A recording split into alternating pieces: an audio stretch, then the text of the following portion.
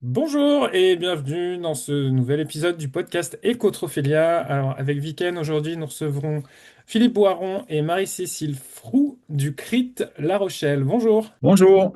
Bonjour. Je vous laisse vous présenter pour commencer.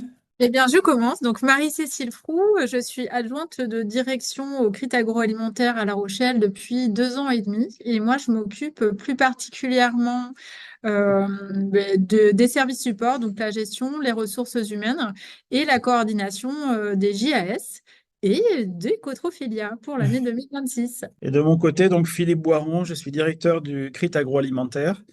Euh, Certains diront directeur historique, mais c'est juste une petite blague. Ça nous permettra de revenir un peu sur l'histoire de la structure. Oui, exactement. Donc est-ce que vous pouvez nous expliquer ce qu'est le CRIT? Qu'est-ce que ça veut dire CRIT? Alors, CRIT, la signification de CRIT, c'est Centre régional d'innovation et de transfert de technologie. Ce sont des structures qui ont été créées dans les années 90 avec une vocation d'appuyer le transfert de techno et l'innovation auprès des industriels. En ce qui concerne le CRIT agroalimentaire, et plus spécifiquement celui de Nouvelle-Aquitaine, donc basé à La Rochelle, c'est une structure de 17 personnes qui, au quotidien, partagent leur temps auprès d'un grand nombre d'entreprises, plus de 340 entreprises, avec un métier très simple, qui est un métier soutenir ces entreprises dans leur démarche et dans leurs projets de R&D, d'innovation et d'industrialisation de solutions innovantes, puisque nous avons au sein de l'équipe des compétences multiples dans le domaine de l'innovation, de la technologie, de la performance, de la qualité, de la nutrition, de l'environnement. On accompagne plus de 70 projets par an auprès de ces entreprises.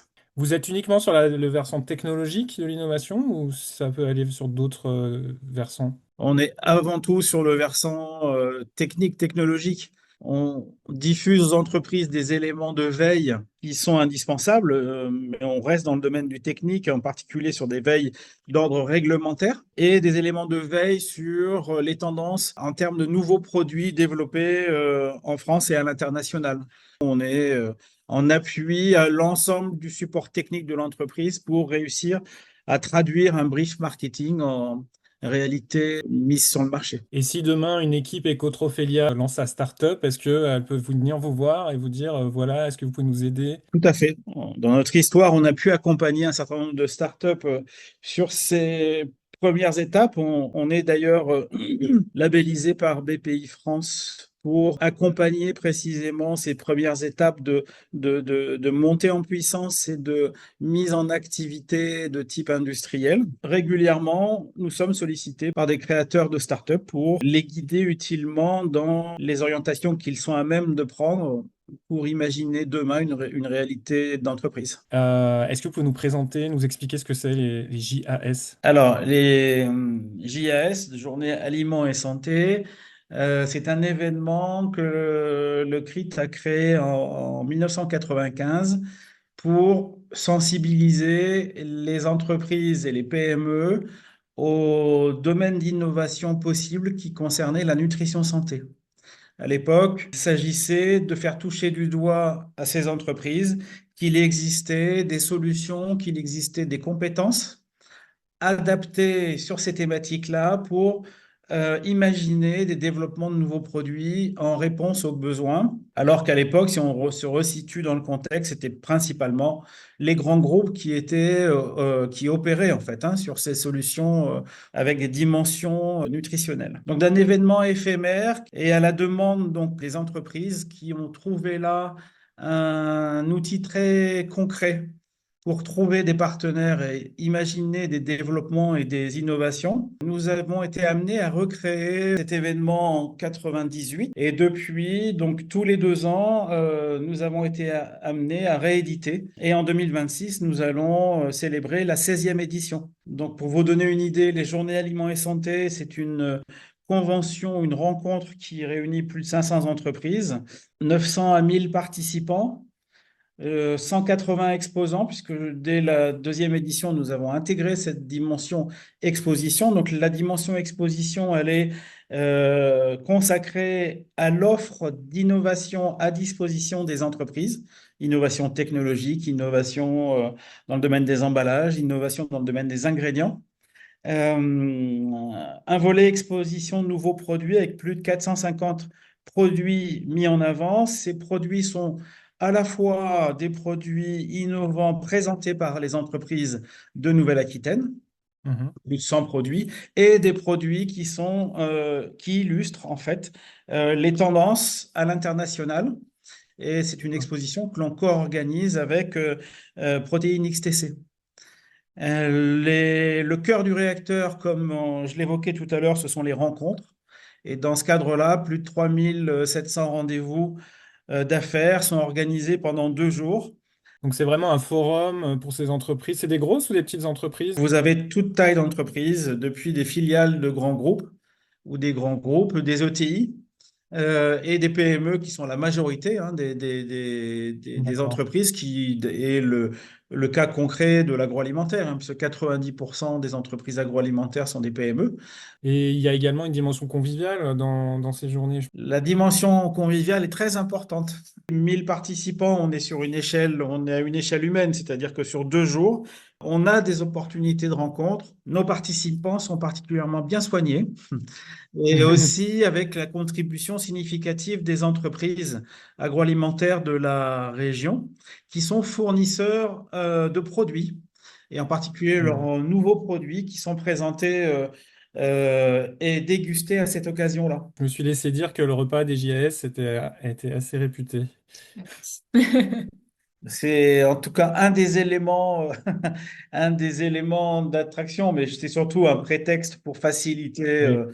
les échanges. Et j'en viens à Ecotrophelia. Pourquoi avez-vous souhaité accueillir Ecotrophelia à l'occasion ou en parallèle, en même temps que ces JAS cette année? Alors, Ecotrophelia, bah, d'une part, avec un ciblage éco-innovation, correspond tout à fait au sujet que nous pouvons porter. En 2024, on a souhaité proposer à Ecotrophelia d'organiser, en même temps que l'édition qui se déroulait sur Rennes, une mise en avant, une exposition des produits en Mhm. temps réel sur les JS 2024.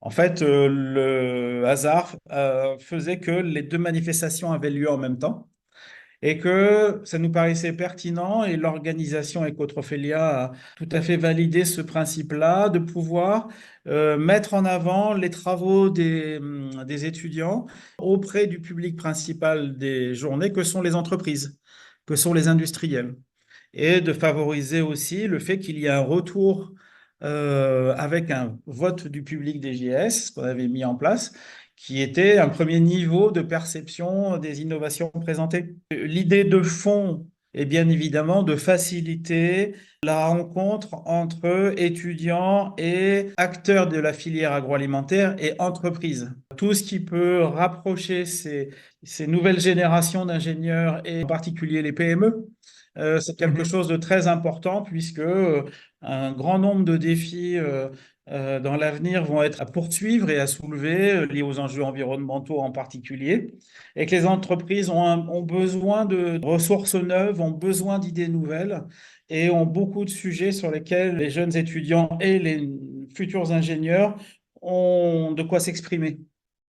Mais Mhm. pour qu'ils puissent s'exprimer et pour que les entreprises puissent leur présenter ce qu'elles sont à même de leur proposer pour cela, bah, il faut qu'ils se rencontrent. Donc les étudiantes et les étudiants qui participent avec Ecotrophelia pourront rencontrer les entreprises Exactement. qui sont là pour les JS. Exactement, c'est le principe que l'on a souhaité. Donc cette fois-ci, c'est de pouvoir accueillir Cotrophelia lors des JS. Donc, et on aura une mobilisation forte des entreprises pour venir découvrir ben, concrètement le concours et ce qu'il aura produit cette année, enfin cette année 2026. Oui, c'est vraiment une innovation pour Ecotrophelia cette année d'être organisé comme ça en parallèle d'un salon professionnel. Le concours est organisé en partenariat avec l'ENSMAC et le Bordeaux Sciences Agro, deux écoles d'ingénieurs qui avaient accueilli le concours l'année dernière à Bordeaux. Voilà, c'est ce que je souhaitais préciser. Et on sera même donc dans le même espace. Alors, ça sera pas le même hall les GS, bah, ça sera juste à côté, hein. Ça sera le même lieu. Oui, oui, au niveau du lieu, donc on sera à l'espace Encan. L'espace Encan, c'est à l'origine une grande halle à marée. C'est là où on vendait le poisson fraîchement débarqué. Voilà, cœur de la pêche locale jusqu'aux années 90. Et après le déclin de la pêche, la criée ferme en 94 et est déplacée vers Chef de Baie. Donc Chef de Baie, c'est là où se trouve plus précisément le CRIT agroalimentaire.